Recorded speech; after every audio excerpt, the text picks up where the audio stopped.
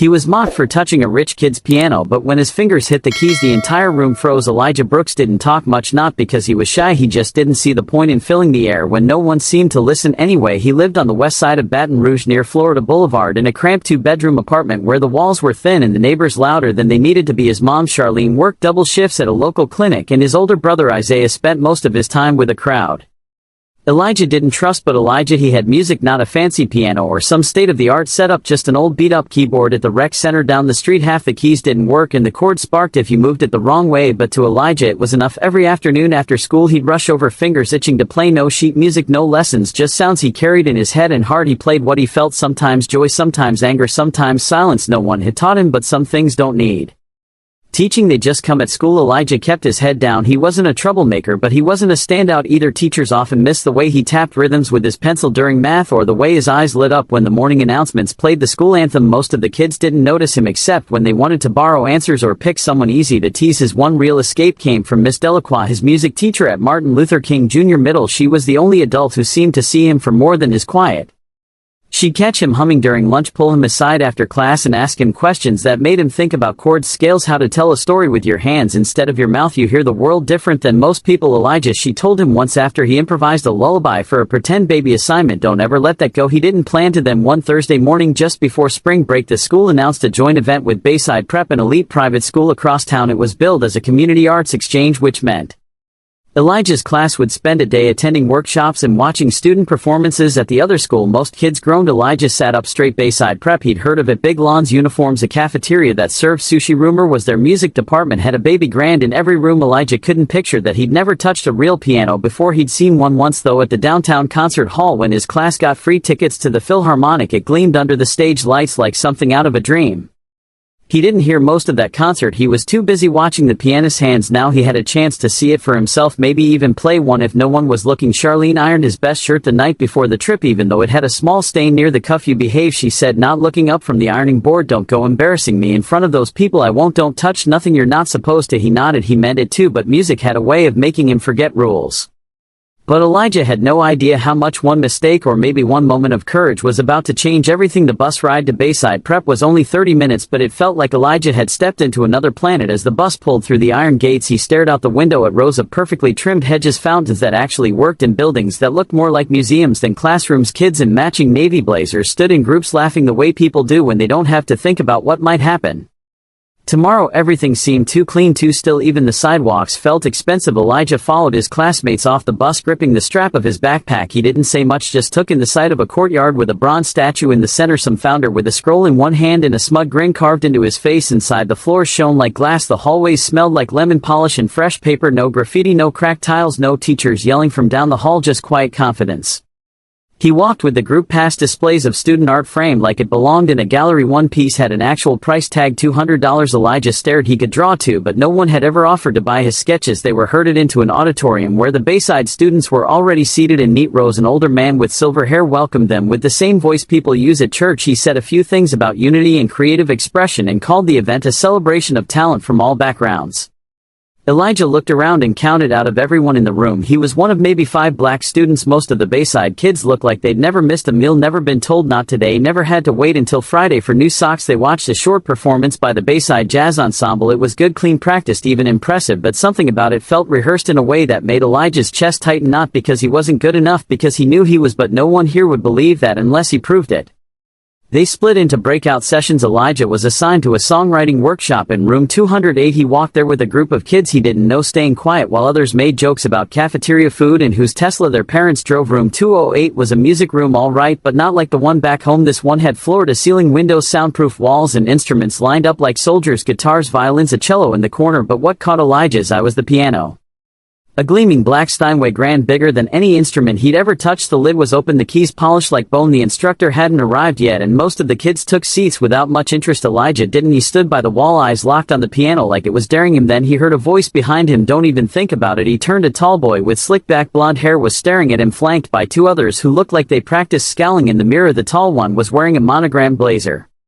PJW stitched on the chest. That's my dad's donation, the boy added. You got anything like that in your neighborhood? Elijah blinked, unsure if the kid was being serious or just trying to get a reaction. I wasn't gonna break it. You sure about that? The boy smirked. Careful, those keys aren't made for dirty fingers. The words hit like a slap. The room got quieter. A few other students turned to watch. Elijah felt heat rise to his ears, but he didn't move. His hands stayed at his sides. The piano seemed farther away now, like it had shifted into another dimension. Part of him wanted to walk out, another part wanted to speak, but he didn't trust his voice to come out steady. But then someone behind him laughed, and that was all it took for something inside Elijah to change. Elijah didn't remember making the decision. 1 second he was standing still, cheeks hot and heart pounding, and the next he was walking toward the piano. The smirk on the blonde boy's face cracked just slightly. His buddies exchanged a look like they couldn't believe what they were seeing. Elijah didn't flinch. He pulled the bench out with both hands and sat down slowly, like he had all the time in the world. His palms were damp, his throat dry, but his fingers didn't shake. The room was still, not silent, but still, like a breath held too long. The instructor hadn't come, and yet maybe that was a blessing, maybe it was fate. Elijah raised his hands above the keys, then he hesitated, because this wasn't the busted keyboard from the rec center. This was real, this was weight, this was sound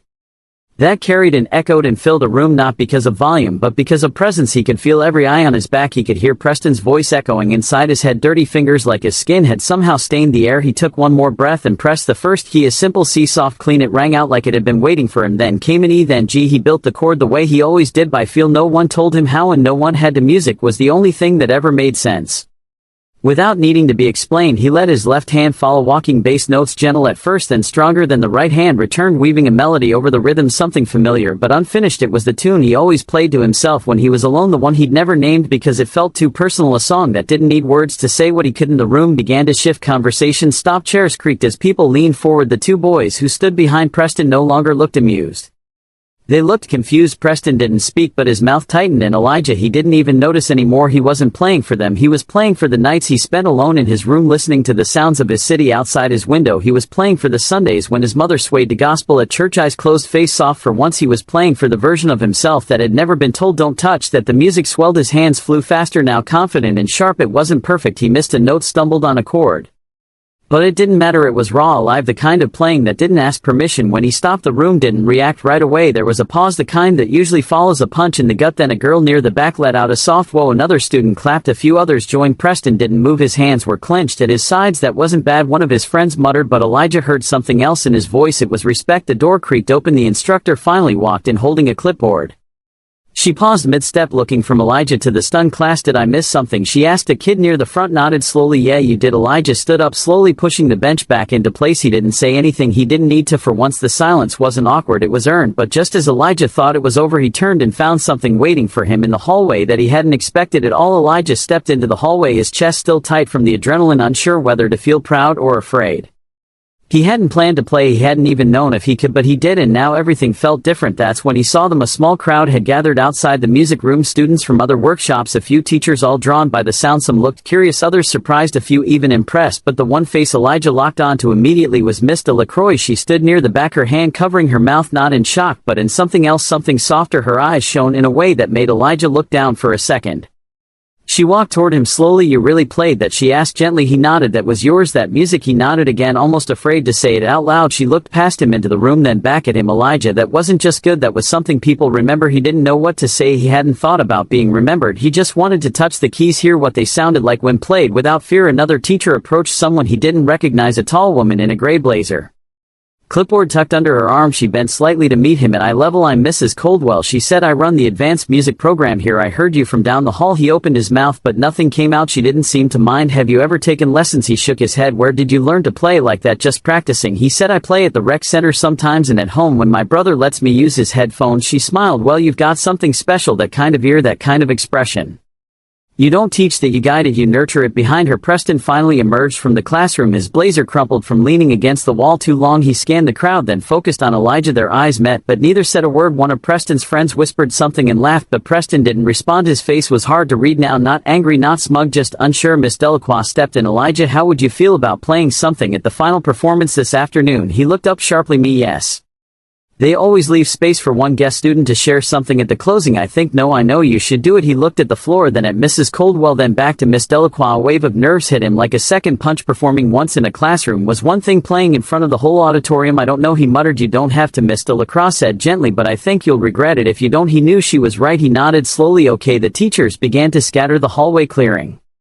The moment folding back into the day, Elijah followed Mr. LaCroix as she led him toward the performance hall. His steps slowed the hallway impossibly long, but something inside him was different now. It wasn't confidence, not exactly. It was closer to certainty, like when a song plays and you already know where the notes go even if you've never heard it before. Preston stayed behind alone near the doorway. Elijah, he said quietly. Elijah turned. Preston looked like he wanted to say something, maybe to take back what he said earlier.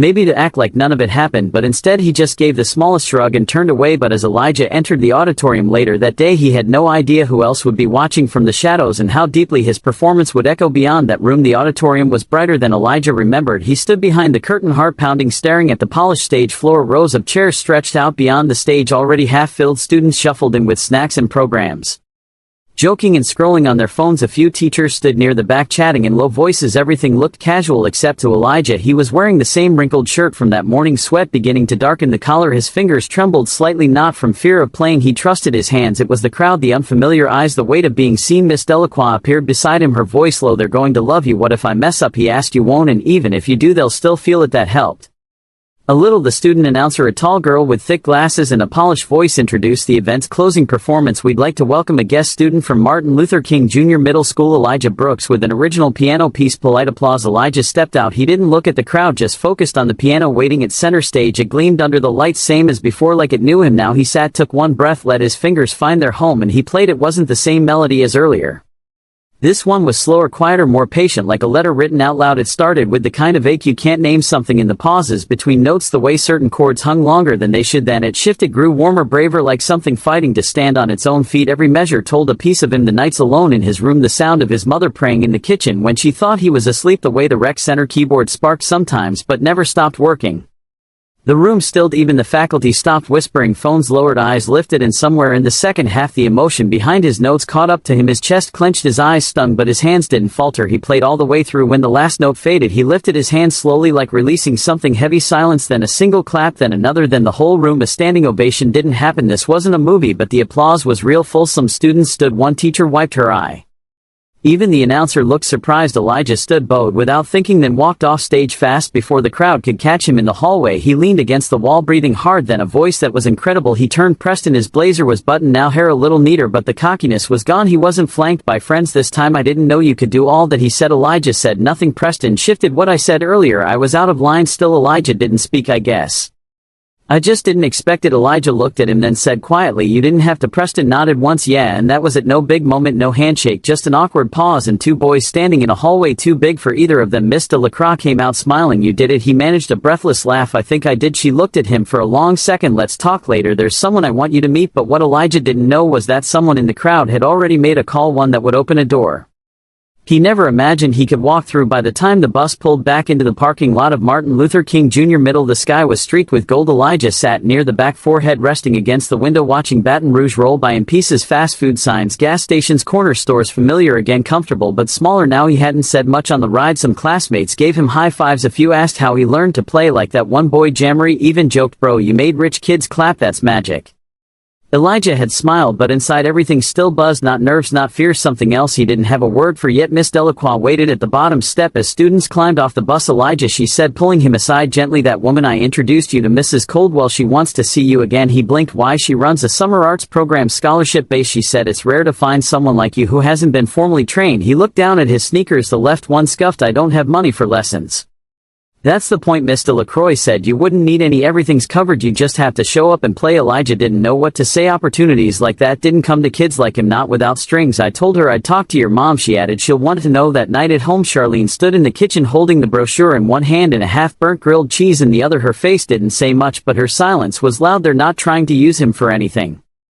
she finally asked. "No ma'am," Miss Delacroix said from the other side of the table. "It's a real opportunity. They've done this for students across the state." Charlene looked over the paper again. "And he'd stay where?" "In dorms, supervised Baton Rouge School for the Arts. Just a few weeks. He'd be home by the end of summer." Elijah sat on the edge of the couch, backpack still on his fingers curled into the straps. His mother stared at him, not blinking. "You want this?" He met her eyes. "I think I do," she sighed deep, the kind of sigh She only made when her mind was traveling way ahead of her mouth. He's 12, she said quietly, still a baby. I'll be careful, Elijah said, voice just above a whisper. You better. She looked at Miss Delacroix again. I'll think on it. That was more than enough for now. A week later the letter came, a white envelope with blue trim, his name typed neatly in the center. Inside was the formal offer. Elijah read it 3 times before handing it to his mom. She didn't say anything at first, just nodded, then handed it back without a word.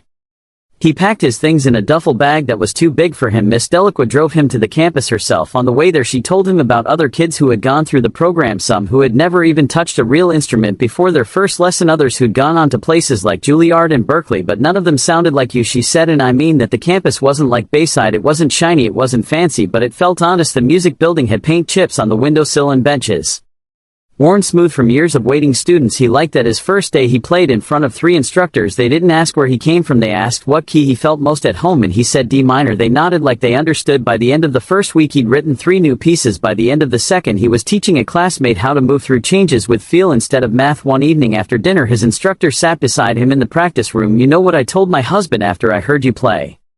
She said. Elijah shook his head. That's what talent looks like when it's unafraid. But even with new keys in his hands and doors swinging open, Elijah still had one more thing to do before any of it felt real. It was October when Elijah walked back through the doors of Bayside Prep. This time he didn't arrive on a school bus, no matching t-shirts, no field trip form in his backpack. He came alone, invited back by Mrs. Coldwell to perform at the annual fall recital. It was her idea, a surprise solo act from a student of the summer arts program. A way to show what raw talent could become with the right support. Elijah had grown a little taller since the spring. His jeans fit better, his curls were neater, and his hands had developed a quiet confidence. He still didn't talk much, but when he did people listened. The auditorium looked just as he remembered it. Clean floors, bright lights. That stage, it didn't feel bigger than him anymore. In the front row sat Miss Delacroix, her purse balanced on her lap, eyes shining with quiet pride, and next to her Charlene, wearing her best blouse and clutching the edge of her seat like it was the only thing keeping her grounded. She hadn't been sure about the performance at first. I don't know what people like that want from kids like you, she had said. Elijah had answered simply, just to hear. Now here she was waiting to hear. The MC gave a brief introduction. Tonight's final performer is a young man who reminds us why music still matters. Please welcome Elijah Brooks. He walked out, not too fast, not too slow, just steady. The Steinway was there again, waiting.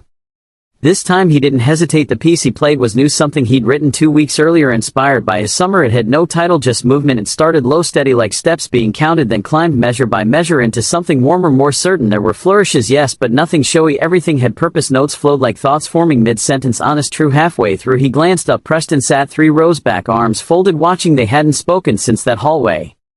But Elijah didn't need words. The silence between them now wasn't heavy, it was filled with understanding. When the final note hung in the air, Elijah held it just long enough for the breath in the room to catch. Then he lifted his hands, and this time the applause came fast, not polite, not hesitant, real. Charlene stood. She didn't clap at first, just stared at her son like she couldn't believe he was hers. Then quietly she smiled. After the show people approached him, teachers, parents, a few students. They asked about his music, where he learned. What came next? He answered as best he could, still uncomfortable with too much attention, but one moment stayed with him most. A small boy, maybe 9, skinny with crooked glasses, walked up and whispered, that made me want to try piano too. Elijah knelt slightly. You should. I don't know how. Doesn't matter, just start. The boy smiled. That was enough. Later as they drove home, Charlene was quiet. You okay? Elijah asked. She nodded. I just never thought I'd see something like that, not with your name on it. He looked out the window. The street lights blurred past. Neither did I, he said, but maybe it was always there. She didn't answer, but her hand reached across the console and rested on his. That night Elijah sat at home with a notebook in his lap. He wasn't writing music, just words, scattered thoughts, a line he wanted to remember. You don't have to be invited to be allowed. The world hadn't given him permission to sit at that piano. He'd taken it gently, honestly, fully, and in doing so he'd reminded them and himself that talent doesn't care where you're from, what you wear, or how much your parents donated. It only cares that you listen to it when it calls. So if you're watching this and wondering whether you're good enough, whether you're allowed to try, here's your sign. You are now. Go do it.